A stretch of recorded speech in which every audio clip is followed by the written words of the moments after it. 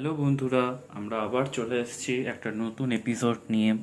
তোমাদের অবশ্যই খেয়াল আছে যে গ্যাসের আচরণের লাস্ট কিছুটা টপিক আমাদের বাকি ছিল, তো চিন্তা না করে আজকে সময় নষ্ট অবশ্যই না করে শীঘ্রই টপিকটা শেষ করে দিয়ে আজকে গ্যাসের আচরণ চ্যাপ্টারটা কিন্তু আমাদের শেষ করতে হবে, ঠিক আছে? দেখো, তো প্রথমেই যে টপিকটা নিয়ে আলোচনা করব সেটা হচ্ছে গিয়ে অ্যাভোগাড্রো সূত্র। অ্যাভোগাড্রো সূত্র ব্যাপারটা কি? একই উষ্ণতা ও চাপে সমান আয়তনের সকল গ্যাসে সমান সংখ্যক অণু থাকে। অর্থাৎ ব্যাপারটা কি হচ্ছে দেখো, ধরো পি মিলিমিটার এইচজি চাপে টি কেলভিন উষ্ণতায় ভি মিলিলিটার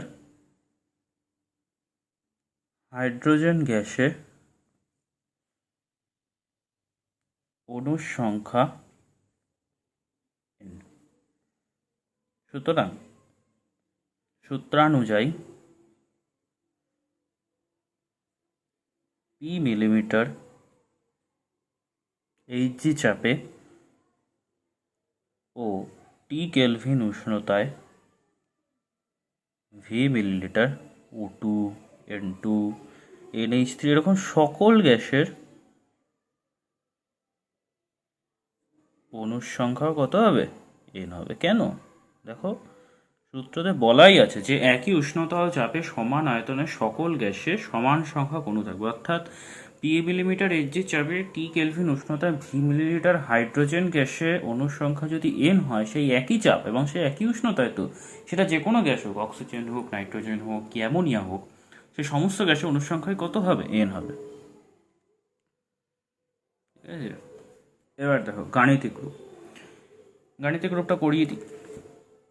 এই সূত্রটা দিয়ে তোমাদের, এই যে সূত্রটা আমরা প্রতিষ্ঠা করতে যাচ্ছি, দুটো একটা সম্পর্ক, সরি, তো এখান থেকে কিন্তু অঙ্ক পাবে।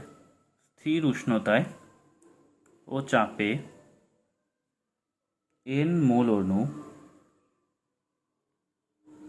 গ্যাসের আয়তন v সূত্রানুযায়ী v directly proportional two. ঠিক আছে, তাহলে এখান থেকে জানা শুনলে সমানুপাতিক চিহ্ন ওঠানোর জন্য একটা ধ্রুবক বানাতে হয়, তাই জন্য কি এটা হচ্ছে কি আনুপাতিক ধ্রুবক।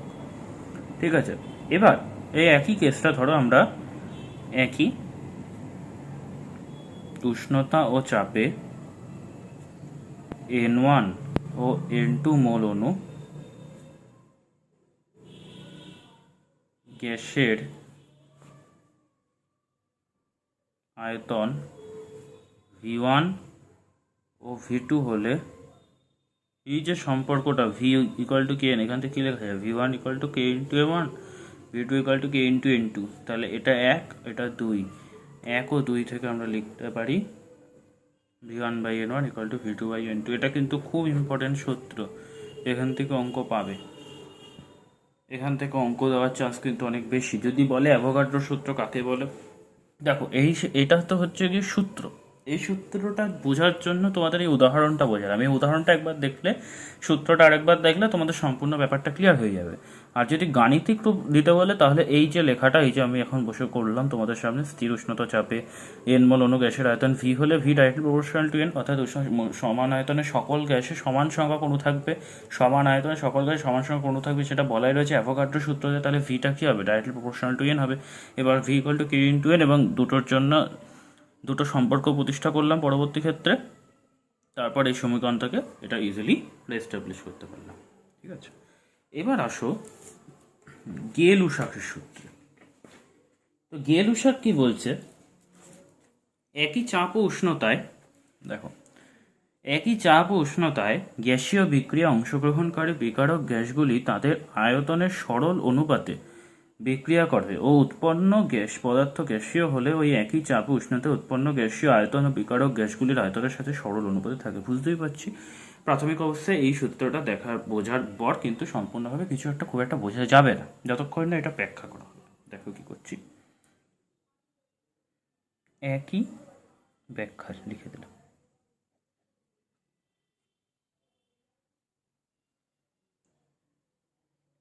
একই চাপ ও উষ্ণতায়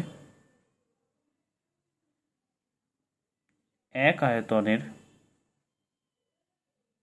হাইড্রোজেন এক আয়তনের ক্লোরিন বিক্রিয়া করে দুই আয়তন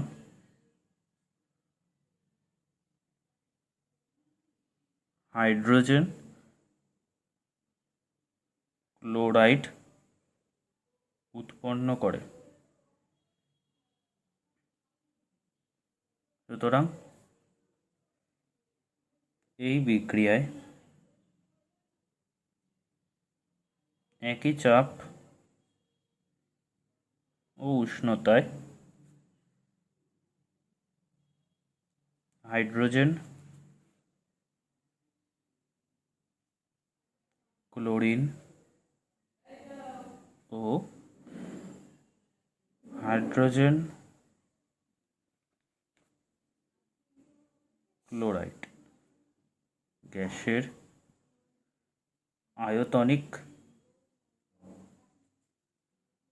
অনুপাত 1:2। দেখো তো বুঝতে পারলে কিনা? একই চাপ ও উষ্ণতায় এক আয়তনে হাইড্রোজেন এক আয়তনে ক্লোরিন পরস্পর সঙ্গে বিক্রিয়া করে দুই আয়তনে হাইড্রোজেন ক্লোরাইড উৎপন্ন করে। রিয়াকশনটা কি? H2+Cl2 থেকে 2HCl। এই যে এক আয়তন থেকে দুই আয়তন, তাহলে একই চাপ ও উষ্ণতায় হাইড্রোজেন ক্লোরাইড গ্যাসের আয়তনিক অনুপাত 1:2। অর্থাৎ এটার মনে রাখবে এটা সহগগুলো, জাস্ট এটা কত মোল বিক্রিয়া করলো ডেট ইজ তো এটা সহগ, তো 1:1:2 সেটাই লেখা হয়েছে, আর কিচ্ছু নেই। ঠিক আছে, নেক্সট আমরা করবো সবচেয়ে important, one of the most important সূত্র ইন দিস চ্যাপ্টার, সেটা হচ্ছে আদর্শ গ্যাস সমীকরণ। দেখো আমরা বয়েলের সূত্র অনুসারে পেয়েছি V directly proportional to 1/p। এটা বয়েলের সূত্র থেকে আমরা পেয়েছি V directly proportional to 1/p যখন এন ও টি কনস্ট্যান্ট। এটা না লিখলে কিন্তু এই সূত্র অথবা এই সম্পর্কটার কোনো ভ্যালুই থাকে না। তোমরা কিন্তু বয়েলের প্রথমে আদর্শ গ্যাস সমীকরণটা যখন লিখবে, আমি বলে দিচ্ছি কীভাবে প্রতিষ্ঠা করবে। প্রথমে এই যে আমি লিখলাম না V directly proportional to 1/p, তোমরা প্রথমে বয়েলের সূত্রটা লিখবে এবং তারপর লিখবে এই সূত্র থেকে পাই V directly proportional to 1/p। Avogadro সূত্র থেকে কিছুক্ষণ আগেই জেনে এসেছি, দেখো V directly proportional to N. V directly proportional to N যখন পি ও টি কনস্ট্যান্ট। বারবার বলছি এগুলো না লিখলে কিন্তু এই যে সম্পর্কগুলো লিখছি সম্পর্কে কোনো মানেই হয় না। এটা অ্যাভোগাড্রো সূত্র থেকে, এটা বয়েলের সূত্র থেকে। হ্যাঁ, তাহলে সমীকরণ 1 দিলাম, এটা সমীকরণ 2 দিলাম। তাহলে 1 ও 2 থেকে কী পাবো? V directly proportional to n T by P. ঠিক আছে, যখন পি টি এন পরিবর্তিত, এটা কিন্তু লিখতেই হবে। তাহলে একটা সহগ তুলতে হবে, মানে সহগ আনতে হবে, যেহেতু ভেরিয়েবল চিহ্ন হতে হবে। তাহলে V equal to K into n T by P. এবার কে কে আমরা আর দ্বারা পরিবর্তিত করব এক মোল অণু গ্যাসের ক্ষেত্রে, অর্থাৎ এক মোল অণু গ্যাসের ক্ষেত্রে কে কে আর দ্বারা প্রতিস্থাপিত করি। তাহলে V equal to R into n T by P. That means PV equal to n টি।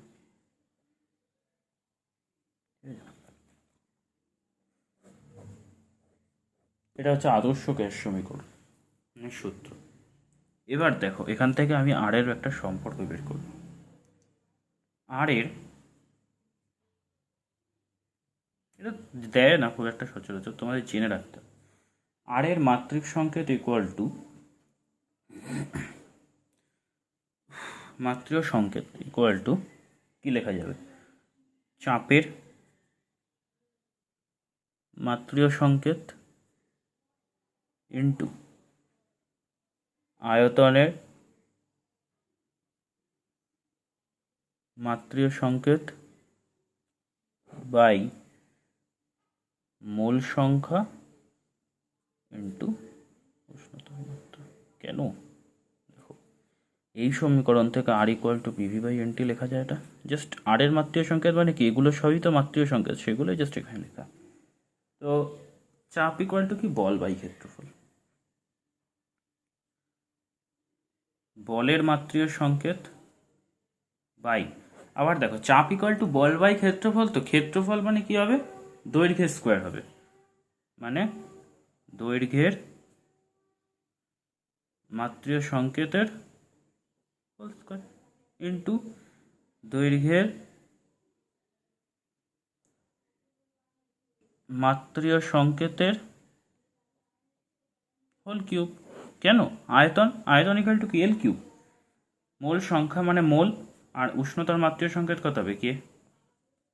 তাহলে তাহলে তাহলে বলের মাত্রা, এখান থেকে দেখো দৈর্ঘ্যের মাত্রীয় সংকেত হোল স্কোয়ার, তার মানে উপরে শুধু একটা দৈর্ঘ্যের মাত্রীয় সংকেত থাকছে, তার মানে কি বলের মাত্রীয় সংকেত ইন্টু দৈর্ঘ্যের মাত্রা by mole into K equal to কার্য। কার্য ইকুয়াল টু কি, কার্য বা শক্তি, সেটা মানে কি বলের মাত্রীয় সংকেত ইন্টু দৈর্ঘ্যের মাত্রা যেটা, সেটাই তো কার্য বা শক্তি।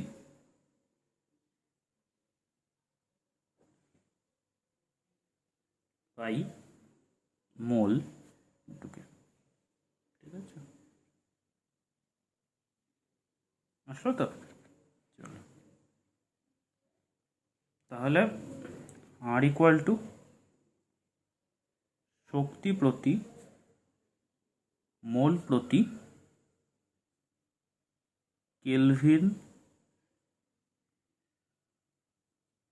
গ্যাসের জন্য শক্তি মোল ইনভার্স কেলভিন ইনভার্স। এবার আর এর তিনটে মাত্রা হয়, দেখো আমি লিখে দিচ্ছি এখানে। আর এর মান CGS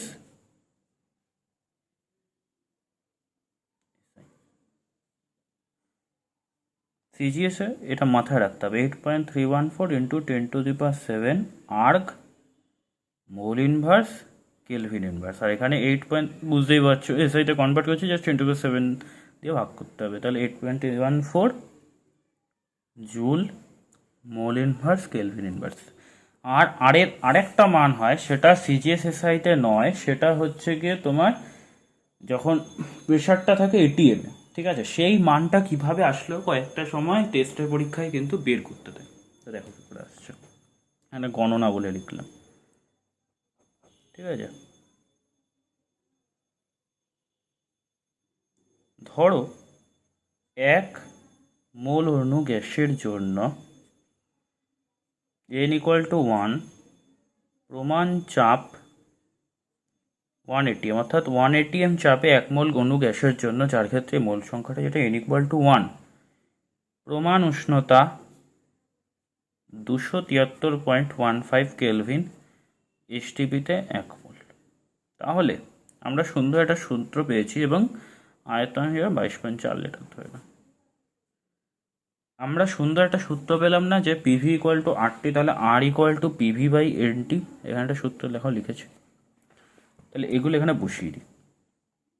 R equal to 1 into 22.414 by 1 into 273.15 ATM mole inverse kelvin inverse. কেন, দেখো বুঝে নাও এককটা কী করে আসলো। এখানে আমরা জেনেছি যে আর ইকুয়াল টু শক্তি প্রতি মোল প্রতি কেলভিন গ্যাসের জন্য শক্তি মোল ইনভার্স কেলভিন ইনভার্স। তাহলে সিজিএসে যখন তখন শক্তির জায়গায় আর, এসআইতে যখন তখন ওখানে জুল, তাহলে যখন এটিএমে করছি তখন ওখানে এটিএম, তাই না। এটা approximately is equal to 0.082 ATM litre mole inverse kelvin inverse. এই দুটো মুখস্থ রাখবে, আর এটা কিভাবে আসলো সেটা তো বুঝতেই পারলে, জাস্ট এটুকুনি মাথায় রাখবে, ঠিক আছে। আচ্ছা, তা আমরা এখান থেকে একটা অঙ্ক করি।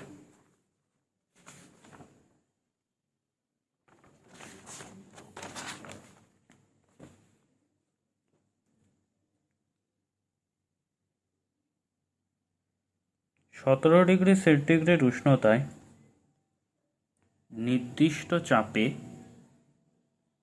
0.184 গ্রাম H2 গ্যাস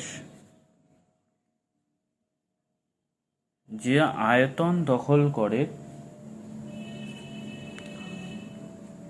ওই একই চাপে 25°C উষ্ণতায়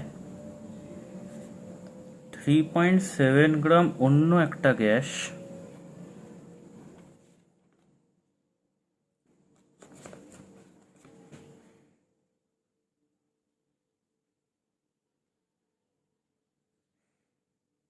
একই আয়তন দখল করে।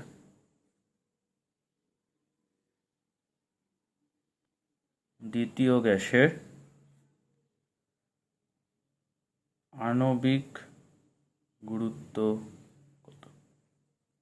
পজ করে ভিডিওটা পজ করে অঙ্কটা ট্রাই করো। অঙ্কটা খুব ভালো অঙ্ক, ঠিক আছে? ভিডিওটা পজ করে অঙ্কটা কিন্তু সৎভাবে ট্রাই করো, ঠিক আছে? আমি করছি। দেখো, H2 গ্যাসের ক্ষেত্রে 17°C, 273 + 17 মানে হচ্ছে কি 290 কেলভিন। এন আমরা জানি পিভি ইকুয়াল টু, দেখো তো এটা তোমরা অনেকেই জানো, পিভি ইকুয়াল টু এনআরটি। এনটাকে W/M লেখা যায় তো, সরি এটা ক্যাপিটাল এম হবে। ডাব্লুটা হচ্ছে গিয়ে যতটা ভর, এম হচ্ছে গিয়ে মোলার ভর। তো এখান থেকে N equal to 0.184/2 mole, that means 0.092 মোল। আয়তন ভি লিটার, চাপ PTM। তাহলে পিভি ইকুয়াল টু এনআরটি।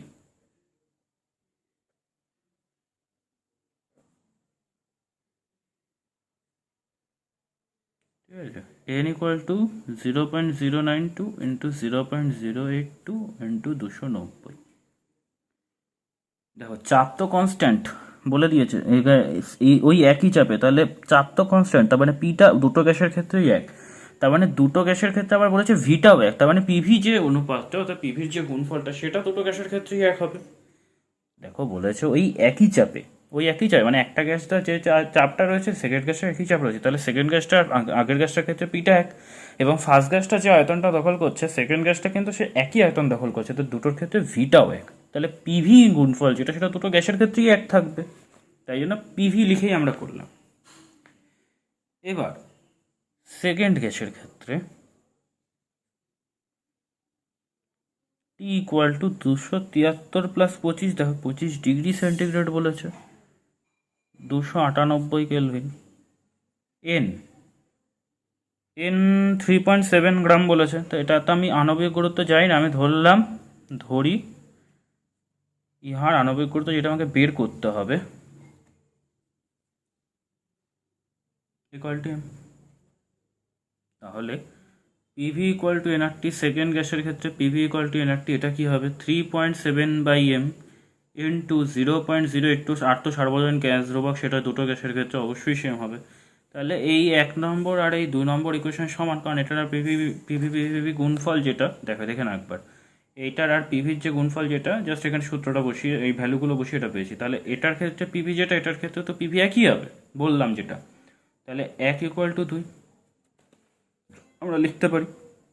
তাহলে 0.092 0.082 ইন্টু 290